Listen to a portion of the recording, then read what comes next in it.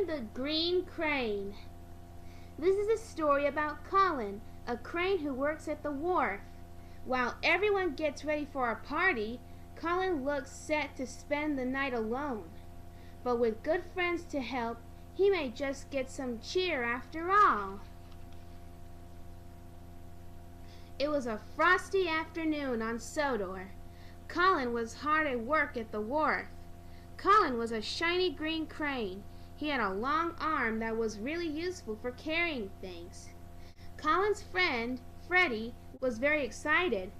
There will be presents and fireworks. Just then the thing controller cycled into the wharf. All of these crates must be unloaded before I leave for the party tonight. You can count on me. I must go now. I'll be back later for Freddie to take me to the party. The thing controller rode away on his bicycle. It will be the best party ever, Freddie peeped. Colin still didn't look excited. He couldn't go to the party. He had to stay at the wharf. He didn't have wheels like the engines. I've never been to a party. Freddie felt sorry for his friend. Then suddenly he had an idea. If I move the party to the wharf, Freddie thought, Colin can have his first surprise party. Freddie steamed out of the wharf to put his exciting plan into action. Freddie's first job was to find the thing controller. On his way, he pulled up by Peter, Sam, and Rusty. Peter Sam was pulling a flatbed filled with crates. The crates had lots of colorful lights and presents on top. Rusty was pulling another flatbed. It was piled high with boxes of fireworks. We're taking the cargo to the thing controller's house, Rusty told Freddie, for the party. The party is now at the wharf. I'll take your flatbeds back there. Will you tell the other engines? Peter, Sam, and Rusty were very surprised, but they agreed to help. By the time Freddie had shoved back into the wharf with the flatbeds, the snow had settled on the ground. Please leave this cargo here until I come back. Colin was puzzled. Doesn't the thing controller need the cargo for his party? He thought. Later that afternoon, Thomas brought the thing controller back to the wharf. When he saw the presents, lights, and fireworks, he was very cross. They should be at my house for the party, the thing controller shouted. Colin, load them onto the barge. Colin didn't want to get Freddie into trouble, so he kept quiet. He carefully loaded all of the cargo onto the barge. When he had finished, the barge set off down the canal towards the thing controller's house. Freddie steamed all over Sodor. He couldn't find the thing controller anywhere. Snow was falling heavily and it was starting to get late. He still hadn't asked if he could move the party. When Freddie finally spluttered back into the wharf, he was very tired. Colin was waiting for his friend. He told him all about the thing controller's visit. He asked me to send the party cargo down the canal, so it's all done.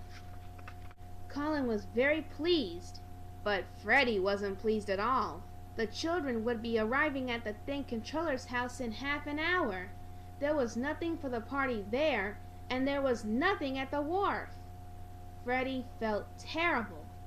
Which way did that barge go? He asked Colin. Colin pointed his long crane arm down the canal, and Freddie steamed off to find the barge. The thing controller was very cross when Freddie finally pulled up next to him. Where have you been, Freddie? He snapped. Freddie told him all about his idea to move the party to the wharf. I'm so sorry, sir, he sniffed. The thing controller was quiet for a few moments. You should have asked me first, but you can have the party at the wharf. Freddie let out a happy toot. He just hoped he could find the barge before it was too late. By the time Freddie caught up with the barge carrying the party cargo, it was almost dark. Stop! Please turn the barge around and go back to Colin. The party is now at the wharf. The bargeman was very surprised, but he quickly stopped the barge.